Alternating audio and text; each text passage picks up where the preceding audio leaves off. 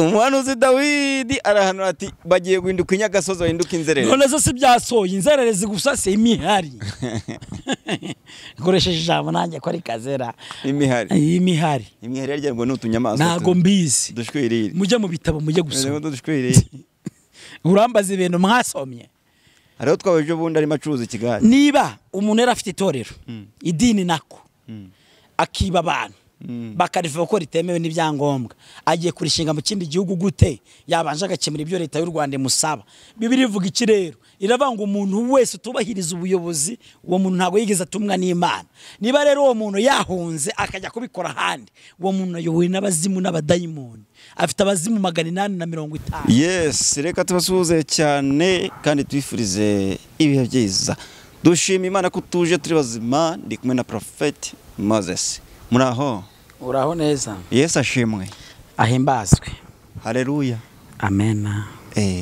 Muri iyi si hari igihe benshi bababaye abandi bishimye. Hari igihe byukomeze nabi mbese mu gitondo kabyukuriho nabi ubabaye cyane ariko bukira uri guseka. Hari n'igihe uramukuri guseka bukira umeze nabi.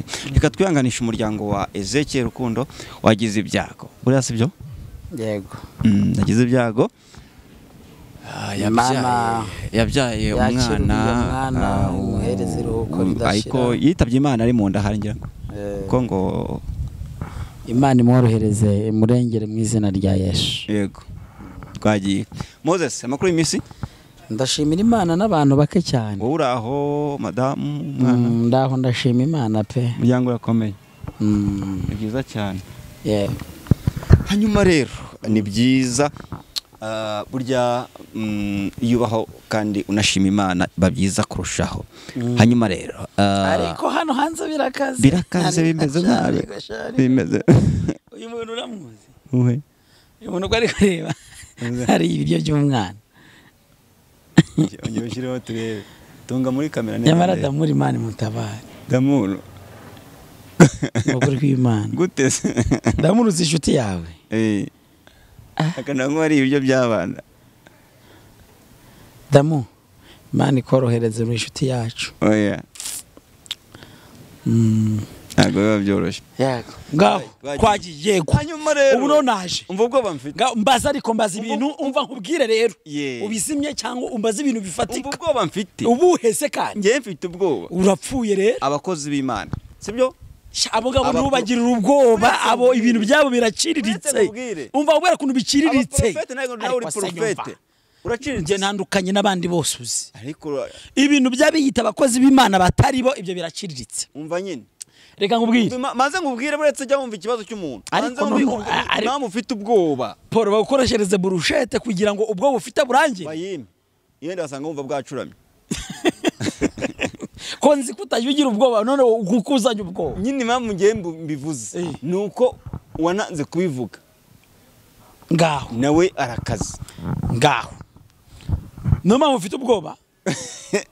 Uzi ibintu byatangajwe. Abakozi b'Imana, abaprofete nkawe, abapasiteri nkawe. Nge ntago ndimo sha. Nyine nyumva. Abo ngabo. Shagira wijure. Umva nyine. Wayagenda. Amazu w'igihugu cy'u Rwanda mubatse amafaranga muhanurira abantu bakayabaha. Perezida w'igihugu cy'u Rwanda dukunda nyakubahwa Paul Kagame. Imanzu nyumve neza sindimo. Uranyumva? Nta muntu nibye numwe nta nzu mfite iva mu maturo. Urumva neza? Ntacyo ntunza na kimwe kiva mu maturo. Siziri muri kungurira. Uravugisha ukuri cyane kuzuye. Uri kunyumva? Rero abibye abantu nazira nsengero bafunza ahubwo bazigira ibyumba by'amashuri ya nasari cyangwa primaire. Abana bareke kwiga bacucitse ubucucike bugabanuke kuko biriya byose biva mu maturo y'abakristo kandi abakristo n'abanyarwanda twagendanye. Uzajya kubwiriza icyo si kimwe nge se nabuze wombwiririza sindi kubwiriza na nubu. Icya kabiri umukozi w'Imana bitwa Dawidi. Dawidi ujya wakira hano. Muhanuzi nemere. Yes. Wubwe yaravuze ngo ayo mabandi amaze nk'ibyumweru bitatu bitangaje. Ayo mabandi yitwaza Bibiliya kiba nta nubwo yatinye kubagereranya n'ibisamba bicomora amatelefone muri Nyabugogo bicomora bava mu ndara n'abandi bagenda sibyo reka ngere ko ngo ngiyewe narabivuze kandi n'icyo wakavuze wakazajya kuri imihanda idini riturisha inshuro zirengenye naho ritaniye na quartier d'Obandi urangurikira uravugisha ukuri yego ntabwo aho kantuga ubwoba bw'ibitari ubwoba bw'ibike ako muja muzi kuntu baduteye ubwoba bakanatwisha tukanga gupfa twe tuzapfa ari uko Imana yabyemeje yabisinye umunsi ugeze wowe ko ari n'umuntu akuraza yisazo rikanga neza ryanagufata ririhinguranya cyari gahinguranya rigakomeza ukagenda ugatembera umuntu apfa igihe cyo gupfa umuntu apfa kubera ibintu bitatu byahuye ikizakwica naho uzapfira n'isaha uzagwaho iyo byahuye ibyo bintu ko ari bitatu urapfa iyo hahuye bibiri kimwe kikabura ntaho ujya ko nukuri acyumvishe rero Dawidi araza arabivuga hano bamwe bamutera amabuye abandi tudure na waraje abadiaspora nabo muri imbise sizimanza baravangiwe nabo babateye komanteri ariko Dawidi yari yabivuze ibintu yavuze neza umusaza ejo bundi yaravuze ni ejo ku cyumweru yivugiye ngo urabyumva neza yes abo bajura ayo mabandi yiba abanyarwanda bizakunda acyumvise yes uzi ko dufitana abantu bafite Range Rover ariko bashumbye abakristo bagenda na bodaboda nazo zatobotse nese urumva iryo ritorero ya Range Rover ngubaze ninde bayiguze ni wa wundi watobokeje bodaboda nindera yatanze amafaranga abura nayo kugura inkweto ye ibaze urumva icyo kintu unono Nyakuba harimo yarari mu regura niwe muhanuzi usigaye hano ura niwe muhanuzi mukuru inaha niwe mushumba mukuru niwe muhanuzi mukuru inaha mwabyumvishe neza mu Rwanda gusa se buri yara no kwisi uziko igihugu nigeze kujyamo no kwisi igihugu nagiyemo akose manza wumve Cabo Delgado hari yiki ntambara hari yiki RDF ninde mugabo w'ikirengaze Nyakubaho n'umuhanuzi romo ahantu hose RDF agiye kuzimya intambara ejo yivugiye ngo Imana yamuhaye itaranto impano ya politike yo gushumba yo kuyobora abanyarwanda neza ntihagire ibindi bamubaza rero niwe mushumbina wumvise neza rero ntabwo habwa ibintu yavuze rwose perezida wacu wamuvana hise wamukura hise mu binyejana bindi umuntu ureba iriya jisho rye rijisho rikomeye cyane byose ababyumva yaravuze ngo ababyumva byose oya babibona njye bari n'ibintu abwira ngo agira ubwoba reka nkubwire avuga ibintu neza byo ku mihanda bagira ngo yarahari arahagaze ukibazana yabivu uriya arakaze uzi ko kubwira ibintu byo mu idini neza ngo wazengura ngo udonke nk'ukuntu babikora naje bababwira bafite bariba ndavuga baranuka abandi barango ndi gusebanya si yahunze nkibarokora cya kiganiro yarahunze se adahonga sari he ntirwa mu Bugande ngo ari kubwirizaho kandi yarashakiyeho ubuhungiro Fisto nawe bura yajyaga akora adakora iki se ntago yazanaga amapranka n'iki byose akubwiza ukuri akishwaza ngafite abantu ngo bakaze ngo bakomeye ngo niki hapereza wacu zikora umuhanga ibintu byose ababibona byose uzi yuko njewe reka nkube irira jambo naryumvishe ukuntu avuga ngo mwite murakereye ikinyoma kidahari ikinyoma nyine kitagize gute kidahari icyo kinyoma se yavugaga ntago ukizi ntago uzakoze Imana bazanaga abantu ngo batavuga kandi bavuga cyane barangiza bakigirisha ngo bari kubasengera kandi uwo muntu asanzwe avuga ntago uzi umukozi w'Imana Fiso yazanye umuntu ngo aturuka ikibungo kumba aturuka mu majyaruguru avuga urureri igiciga neza cyanya cyo pire ariko reka mbabwire mutuze mwanze kubaha Imana neza ibibasaba ati mwana wanje va mu mico mibi va mu ngeso mbi murabinanirwa noneho rero reka mbereke umukuru w'igihugu cyacu cy'u Rwanda mwiza Nyakuba Perezida wa Repubulika w'igihugu cyacu ubu Imana iri kumukoresha ibintu bye bitangaza gusa byandi byo muri abashumba ngo mwananiwe wi intumbi n'ibipfa umva buno buhanuzi Dawidi yahanuye muzahomba muringanire nabo mwasuzuguye ngo babahanure bikomeye nta mutarasubira ku isoko no mware mwiringiye dute harakinzwe ukimara kubihanura iki kigano tukimara kugikora ndabyibuka bahita bafunga isengero shumba bose bajya muri gereza n'aya mazu bagiye bubaka leta izayakurikirana yo kubaka amazu barakuye abantu ibyinyu bakiba abantu bakubaya kubaka amazu n'aya mazu bamenye ko batazayabamo bagomba kuza bakurikirana urumva ko Dawidi yari yabihanuye cyane none umusaza yavuze ngo amabanda akurikirana none se urumva Dawidi hari ikintu yari yasize kigano ni cyakera ndebera kimaze ibyumweru bingahe bibiri sibyo nakubwiraga se si yari yabivuze se byose barayakurikirana kandi bagomba kandi none na mbere uko bafunga isengero na mbere nabwo yabivuze nyine ngo mwari mwiringiye yagiye gufunga ubundi Dawidi akwiriye ituro pe nimero ni 078 kangahe urayifite aho ngaho 078 kangahe nyine yime ndabizi ko muvugana yime reka tuzirebe hano ndabona zihari ya WhatsApp ndabona angana nifite ya abantu bagenda ku isoko imari inyota TV 3 bakore subscribe bagire vuba cyane 07 iya Dawidi ndayibonye ni 078 75 5 nanone 5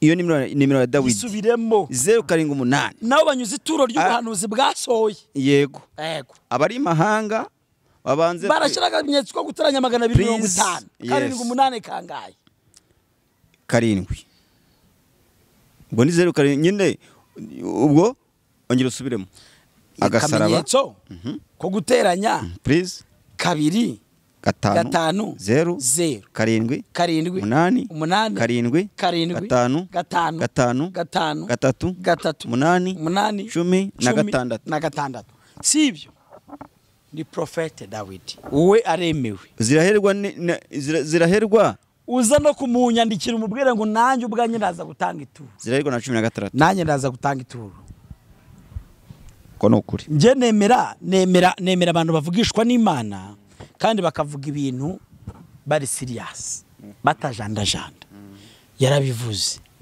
biraba birasohora ibya mbere kerekana baratanze ituro ndimongere kuri muha nta muntu utanga ituro kabiri ariko niba batararimuhaye baritange umva baritange pe rero kubiza insengero zafunzwe nta muntu utanga ituro kabiri kandi nta muntu utanga ituro kabiri ikintu kimwe ntago bibaho uyu muntu yatanga ituro kenshi ariko ku kintu kimwe utanga ituro kabiri yego Moses hari ibintu wenda abantu bajya bavuga cyangwa se tujya tutindaho cyane abantu bakagira ngo wenda no gushaka kunga muri ryo muntu runaka ariko ubundi umusaza yarari kuri gahunda asanzwe nayibaho nyine ndavuga uyu murongo rwose wera w'Imana de Imana yari mijuru n'isi yaje neza avuga ijambo ryiza avuga ijambo ryababaje abagome n'abagambanyi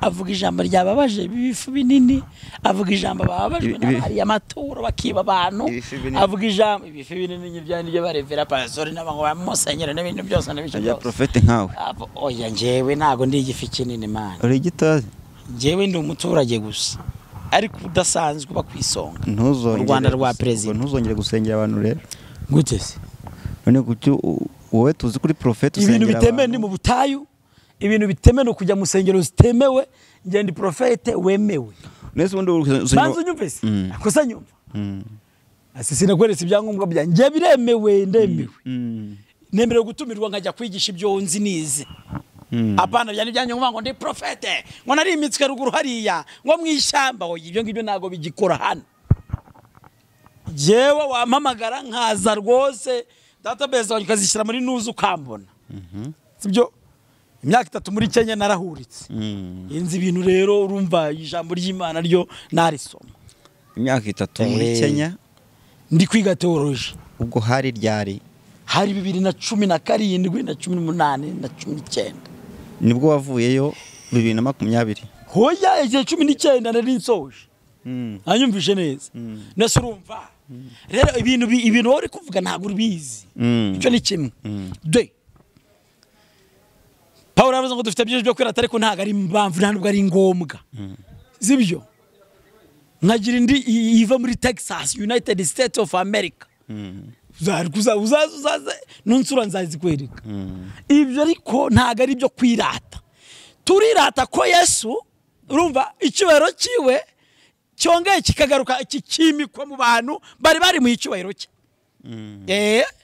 uzi ko dufite abashumba wowe wajya gukomanga ukabutamubona udahawe randevu bekada na audience iyo urebye ubona biterwa n'iki na audience uri nka president abameze nk'abaperezida cyangwa se bigize ibikomereza kuko perezida n'umwe dufite kandi uzwi nyine bihaye bigize ibintu bibi twebwe turabasaza twebwe turakaze ugasanga umuntu azamutse mu gitondo hagize abantu 500 wajya gukomanga ngo muvugane akakwima karibu wajya kugira ariko biterwa n'iki iyo urebye ubona biterwa ni icyubahiro n'inda ndende ahubwo ndumva harimo urumva neza no kugira ubwoba ko ari ijyabo yiba baba bamuteye urumva neza nabyo none se batagira ubwoba se ntibagira ubwoba nabumvise umugore bigeye gutegera umutwe bakamubwira ngo ature imodoka yaje arimo ariko reka ngaruke no ku bantu batura umva bariremba garuke uwo mugore nk'imodoka yarayituye ngo amaze kuyitura umugore wanjye aza kumbwira ngo agezeho umugabo ngo amushyira mu isi ariko wowe kumva mubwire wa mugabo uburamutse ari nk'umugore wawe yakubwira ngo yatuye nkamwohereza akajya kwitekereza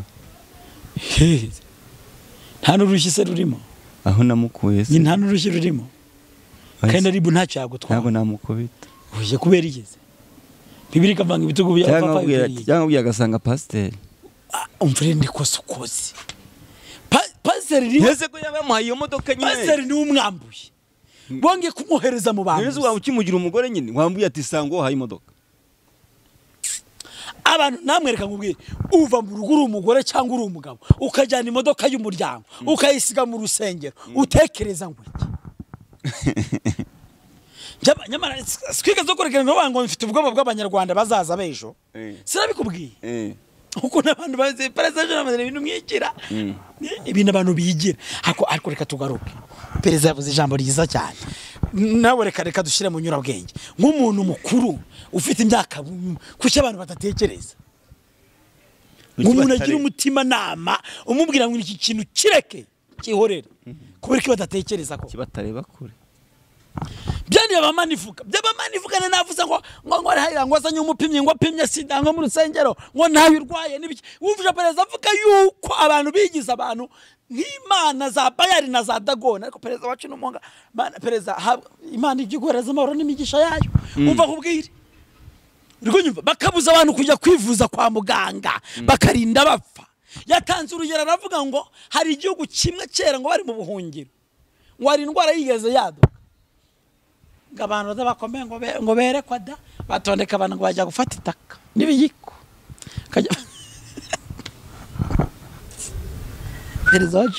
perezida anyuze mu buzima bugize azi ibintu byinshi cyane nta kintu haza si umubeshyi iki erega nawe yarigeze guhangayika bitaniye n'amadini tuzi hano mu Rwanda hano mu Rwanda hari amadini yajyaga muri Israel akazana ubutaka bwo muri Israel n'amazi kugira ngo ibyo bintu bikorewe ugatanga amafaranga atubutse cyane icupa ry'amazi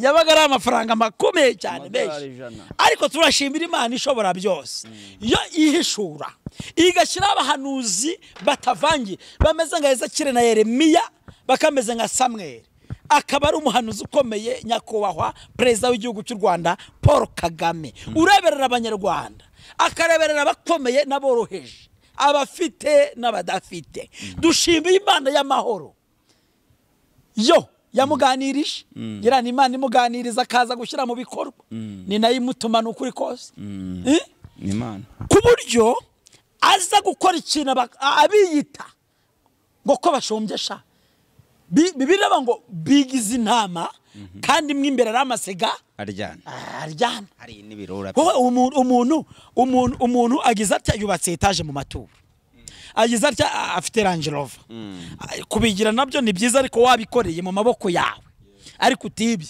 ugasanga umuntu ushumbye yabuze muri 9 years education cyangwa 12 years education nta mituweli abana ntibagiye ku ishuri ugasanga abantu bafite inzara abakozi b'Imana impamvu bafunze ya madini reka nyikubwire ngiguhe nta rukundo rwigeze bakunda abo bayishumbye habe na gato iyo barugira bagafasha abantu bababaye bakishura abana amashuri imfubyi bakazitaho ntabwo leta yari gufunga insengero ntibyari gukunda kuko bari kubara abafatanya bikorwa banyabo umwana wa pastor ari kwiga muri Texas mu Bwongereza n'ahandi urangurikira neza uri kunyumva neza ndetse muri gutanga amaturo kugira ngo umwana wagende ariko wari gutanga ituro yogera umwana wa pastor ajya ku ishuri ariko wawe yego yabuze yamujyana ku ishuri zo sengero rero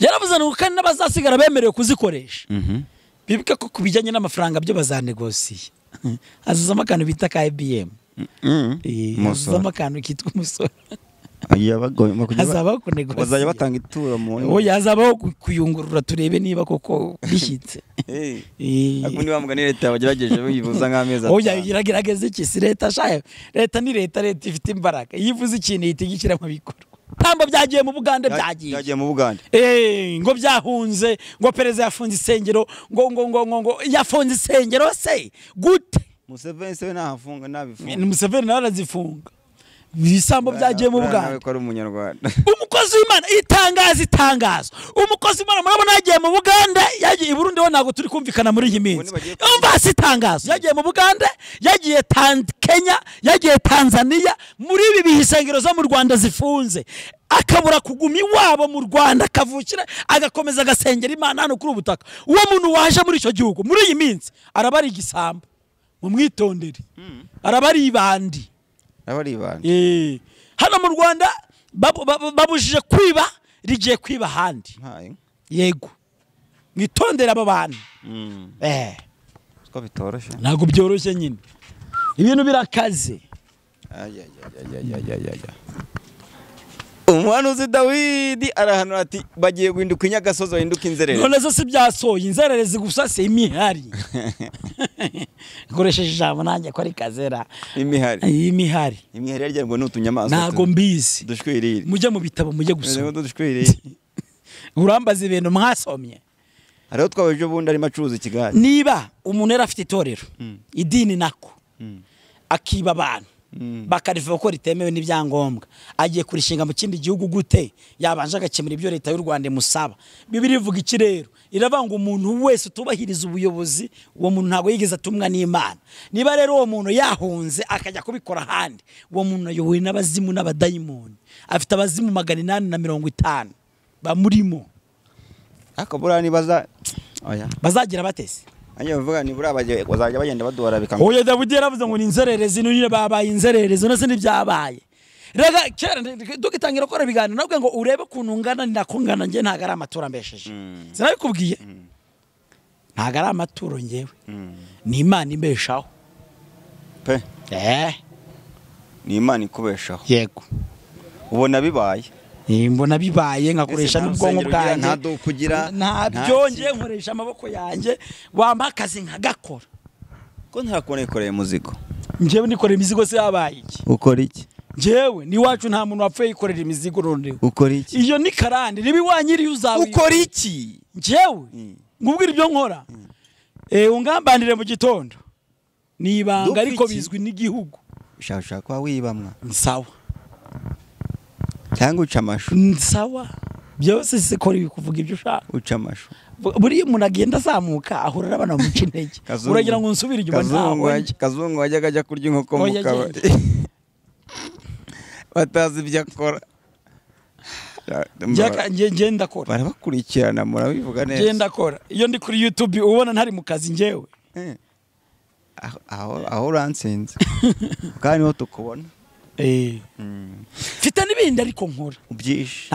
Ntago Bibiliya iravuga ngo icyuya cyanyu tanga amaturo mu kigega cya leta. Njyewe Neze muri FPR mu mudugudu no mu kagari ndutanga urasora. Akoba hehe mwa Moze uyobozi bukugira none njyewe njya gutanga niba ari turo ngo hamagare ko naritanze. Ngo hamagare. Aha umusanzu wa FPR utanga neza kugihe amafaranga y'irondo atanga neza. Mvuga ngo nirondo n'umutekano. Mvuga ngo nibishingwe noneho. Suva ndarumfatanya mikorwa mwiza wa leta. Nje ndi muturage mwiza. Muri karitsiye nta deni mbamo. Dureka dushira akadomo ku nkuru. Abo wishyura kugihe. Njyewe sha reka nkubwire. Usibye MTN ndimo amafaranga make. MTN na muto yibera mu ideni ariko uzaryishyure batazaguhana. Yego rwose. Hanyuma ndajya dushyira inkuru y'uwitwa Sabe wa Simbi TV ariko tuyishyira akadomo. Mutabaruka ndetse na Kenisi. Ibyo bavuze nibyo. Abakozi ba TV1 baravuze ngo noneho rero Sabe nimba uri umugabo kuko kandi uhamye genda utanga ikirego urenganurwe ku video zafashwe nta burenganzira babiri. Kenisi na Mutabaruka n'abagabo b'abahanga ariko bavuze uko babyumva banagira Sabe inama. Ariko ngiye navuga ngo Sabe arajya gutaya ikirego gute kandi yaravunitse akiri mu bitaro. Ahubwo nibamugira inama gushaka umwavu akagenda bareke kandi bose babashyira musururu moci. None se de kibazo hanukiri rero. Kiyese. Bwa mbere na mbere. Sabe rega Sabe baramuhohote nyine nkuko babivuze. Nanjye ndabyemera ko bamuhohote sibyo. Rega bira biroro ntago byemewe ribesha muri yatanze ikiganiro cyo kuvuga ko umuntu hanze ntibyemewe. Yes. Umuntu reka mbabwira abantu bari kuva kuri Pastor Mutesi bo mu buretse. Kuvuga ko umuntu Mama Pastor Mutesi mu mureke.